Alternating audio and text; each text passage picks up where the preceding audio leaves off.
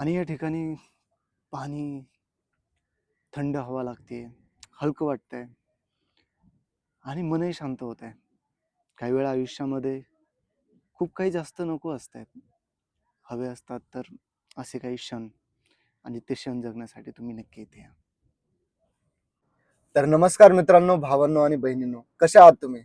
मी गणेश आणि तुमचं सर्वांचं स्वागत करतो पुन्हा एका नवीन व्लॉगमध्ये. तर आज आपण जिथे चाललोय ते ठिकाण आहे पुण्यापासून 60 किलोमीटर येथे. ते ठिकाण खूप प्राचीन आहे आणि काय हल्लीच्या काळामध्ये खूप सारे लोक तिथे जात आहेत. खूप व्हिडिओज बनवतात की हिडन आहे आणि कसं आहे ते आपण जाणून घेण्यासाठी चाललो. ही नवीन एक सिरीज सुरू करतोय आपण, की ज्यामध्ये आपण जे लोक दाखवतात हिडन स्पॉट आहे ते खरंच हिडन आहेत, अंडर रेटेड आहेत, ओव्हर रेटेड आहेत, का ते जाणयोग्य आहेत, त्यांची परिस्थिती कशी आहे, सत्यता काय आहे, ते जाणून घेणार आहोत. तर चला मित्रांनो, चहाचा सपका घेऊन आपण सुरू करतोय आजचा प्रवास. त्या लोकेशनवरती जाण्यासाठी पुणे मुंबई हायवे पकडायचा, सोमाटण्याचा टोल नाका फाडायचा आणि तिथून डावीकडे वळायचा. खूप मोठा रस्ता नाही आहे, छोटाच आहे आणि हो गर्दी खूप कमी असते. रस्ता असा आहे की उन्हाळ्यामध्ये सुद्धा तुम्हाला मस्त हिरवीगार झाडी दिसतील. नदी पण लागेल वाटेमध्ये, जिथे तुम्ही पलीकडल्या बाजूने तुम्ही पाण्यामध्ये उतरू शकता, तिथे बसू शकता पाण्याच्या ठिकाणी.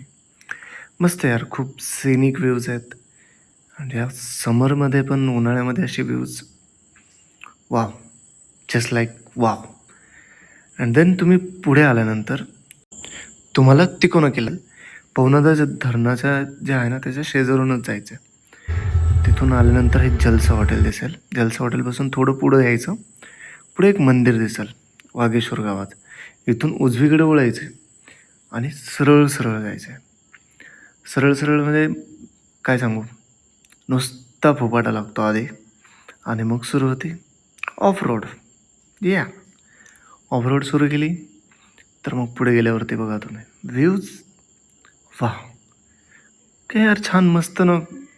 एकदम सगळीकडे गवत, म्हशी गाई गवत खाताना पाण्याच्या ठिकाणी, वाव, मन प्रसन्न होतं. इथूनच सुरुवात अशी मस्त होते ना, वाटतं की यार वरती टेकडी आहे ना. आणि तिथून पुढे बा, मंदिर किती छान दिसतंय लांबून बघताना, आणि जवळून त्याचा एक्सपिरियन्स तर खूपच छान आहे.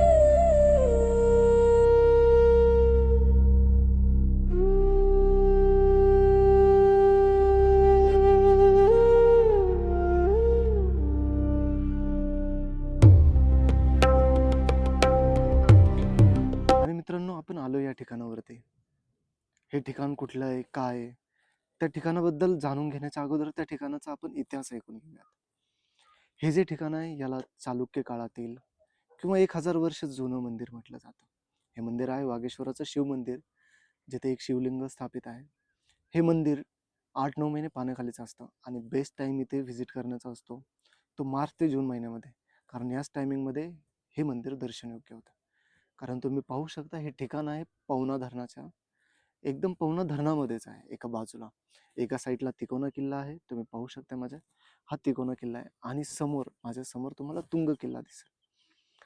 आणि खरं सांगायचं झालं तर हे खरंच तुम्ही येऊ शकताय की जुनी, ज्यांना इतिहासाबद्दल आवड आहे, ज्यांना पारंपरिक गोष्टी किंवा अशा गोष्टी अनुभवायच्या आहेत, पीस अनुभवायचं आहे. खूप शांत ठिकाण आहे, खूप मस्त, मन असं रमेल, एकदम शांत तुम्हाला बसायचं एक.